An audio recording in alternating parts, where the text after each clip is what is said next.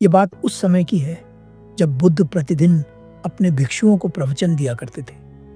एक दिन बुद्ध प्रवचन देने के लिए अपने भिक्षुओं के पास आते हैं और अपना आसन ग्रहण करते हैं। बुद्ध अपने आसन पर बैठ जाते हैं और सभी भिक्षुओं को देखने लगते हैं। सभी भिक्षु बुद्ध को देख रहे होते हैं और बुद्ध भी उनकी ओर देख रहे होते हैं। ना तो बुद्ध के भिक्षु कुछ बोलते हैं और न ही स्वयं बुद्ध एक शब्द कहते हैं। बहुत देर तक चुप बैठे रहने के बाद बुद्ध अपने हाथ में एक कमल का फूल उठाते हैं और अपने सभी भिक्षुओं को दिखाते हैं। बुद्ध के सभी भिक्षु उनके हाथ में कमल का फूल देखकर आश्चर्यचकित हो जाते हैं, क्योंकि बुद्ध उस कमल के फूल के बारे में कुछ भी नहीं बताते, बस अपने भिक्षुओं को वह फूल दिखाते रहते हैं। परंतु बुद्ध के सभी भिक्षु ये समझ नहीं पाते कि वे क्या कहना चाहते हैं। बुद्ध एक एक कर अपने सभी भिक्षुओं को वह कमल का फूल दिखाते हैं, परंतु कोई भी भिक्षु ये नहीं समझ पाता कि इसका अर्थ क्या है। इसी बीच सभी भिक्षुओं में से एक भिक्षु उस कमल के फूल को देखकर रोने लगता है। बुद्ध उस रोते हुए भिक्षु को देखकर अपने आसन से उठते हैं, उसके पास जाते हैं और उसे वह कमल का फूल दे देते हैं। जिस बात को कहने के लिए शब्द पर्याप्त नहीं थे, उस बात को उस भिक्षु ने बिना शब्दों के ही समझ लिया। आप में से बहुत से लोग ये सोच रहे होंगे कि बिना कुछ कहे भला हम अपने प्रश्न का उत्तर कैसे पा सकते हैं या कुछ कैसे समझ सकते हैं। आपके इस प्रश्न का उत्तर गौतम बुद्ध के जीवन की इस कहानी में ही है। एक और घटना। एक बार एक दार्शनिक बुद्ध के पास आया और कहने लगा, भगवान, मैं जीवन भर हर बड़े ज्ञानी, ऋषि, मुनि और संत से मिला हूं, बहुत सारे गुरुओं से मिला हूं, परंतु कोई भी मेरे इस प्रश्न का उत्तर ठीक ठीक नहीं दे सका है। अब मेरी आखिरी उम्मीद आपसे ही है। लोग कहते हैं कि आपके पास हर प्रश्न का उत्तर है। मैं भी अपना एक प्रश्न लेकर आपके पास आया हूं। मैं जानना चाहता हूं कि क्या ईश्वर है।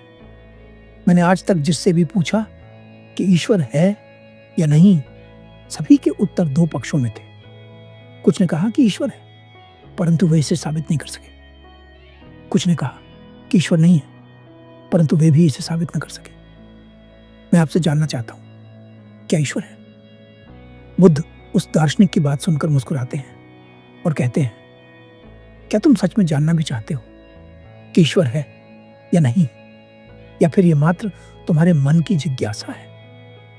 बुद्ध की बात सुनकर वह दार्शनिक बोला, मैंने अपना पूरा जीवन इसी प्रश्न के लिए समर्पित कर दिया है। आप यह कैसी बात कर रहे हैं? मैं सच में इस प्रश्न का उत्तर जानना चाहता हूं। बुद्ध ने कहा, तो फिर तुम्हें उत्तर मिल जाएगा, परंतु पहले यह बताओ कि क्या दांव पर लगाने के लिए तुम्हारे पास कुछ बड़ा है? क्योंकि यह प्रश्न इतना बड़ा और गहरा है कि इसे समझने के लिए तुम्हें भी कुछ बड़ा दांव पर लगाना पड़ेगा, तभी तुम्हें अपने प्रश्न का उत्तर मिलेगा।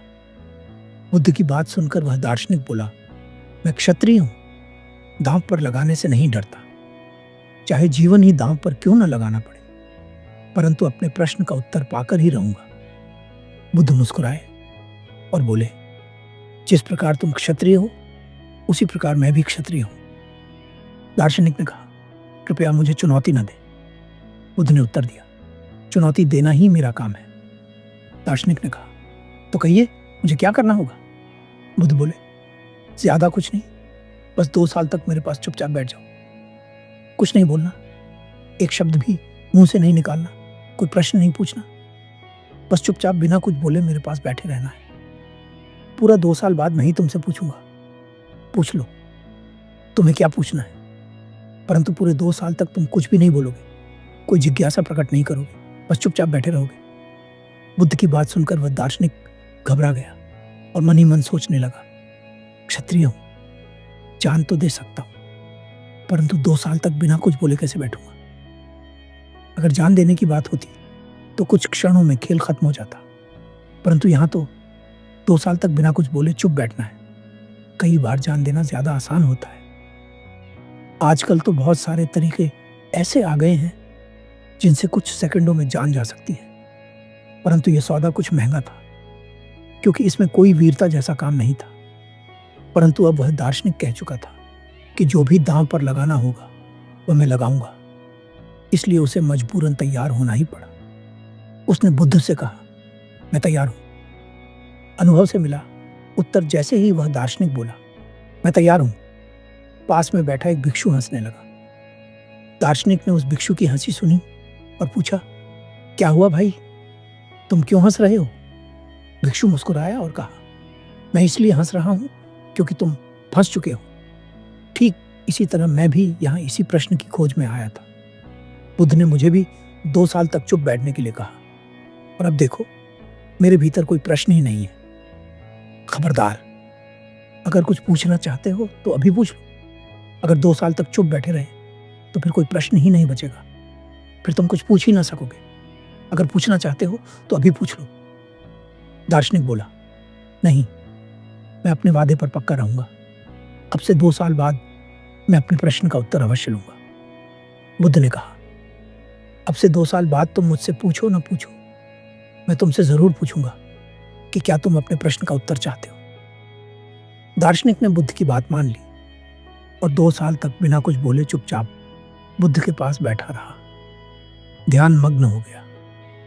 2 साल बाद बुद्ध ने उस दार्शनिक से कहा, मेरा दिया हुआ समय पूरा हो चुका है। अब तुम्हारा जो भी प्रश्न है वह मुझसे पूछ सकते हो। बुद्ध की बात सुनकर दार्शनिक हंसने लगा और बोला, ठीक कहा था उस भिक्षु ने कि अगर कुछ पूछना चाहते हो तो अब भी पूछ लो। सच बताऊं, मेरे भीतर अब कोई प्रश्न ही नहीं बचा है। अब मैं आपसे क्या पूछूं? जो जानने योग्य था वह तो मैं जान गया हूं। 2 साल चुप रहने से ही मेरे सभी प्रश्न खो गए। मैं जान गया जो जानने योग्य था। इतना कहकर वह दार्शनिक बुद्ध के चरणों में अपना सिर रख देता है। निष्कर्ष, परम ज्ञानी इसी तरह उत्तर देते हैं। जरूरी नहीं कि हर प्रश्न का उत्तर शब्दों में दिया जाए।